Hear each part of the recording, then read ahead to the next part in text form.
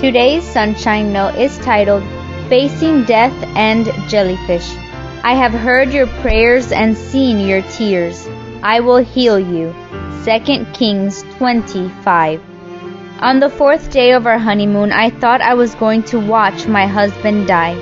We had been snorkeling at sunset in Tahiti, and I was quietly enjoying a serene coral reef when Greg started screaming and bellowing through the tube of his snorkel. By the time I got a good look at him, he was in the water like a madman, throwing off fins and mask, beating his arm wildly and frantically. And then I saw them, tiny blue tentacles burning into his flesh like embers from a fire. He had been stung by a Portuguese man of war. We swam to the shore in panic and got him into a hotel lobby to call for a doctor. As I tried to pantomime jellyfish to the receptionist, who spoke only French, Greg began shaking.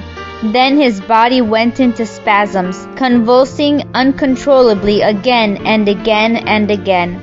He said that he felt the poison traveling up his arm and into his chest, and then he said he felt his heart hurting terribly. I had never been so scared in my life. I was afraid that the poison would stop his heart, and that I was watching his last moments. What I remember vividly as he thrashed on the floor is that we both didn't say much. What do you say when you are possibly facing death? King Hezekiah knew exactly what to say when faced with his own death.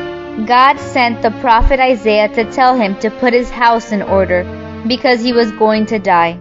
Immediately Hezekiah turned his face to the wall and cried to the Lord, "Remember, O Lord, how I have walked before you faithfully and with wholehearted devotion," he said, weeping bitterly.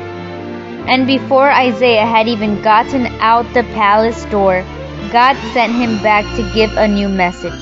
Hezekiah would live 15 years longer. A fig poultice was put on his boil.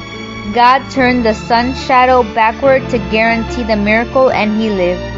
Thankfully, Greg lived too, after a doctor gave him 2 injections that stopped the convulsions. So many people throughout history have asked God for healing or for longer life. Sometimes he says yes, and sometimes he doesn't. I can't tell you how or why God makes those choices. All we know is that God is able to heal, that he hears us, and that he is faithful to his people, even if his faithfulness looks differently than we might want. Ask God to teach you to trust him, both when he does as you wish and when he doesn't. May God bless you today.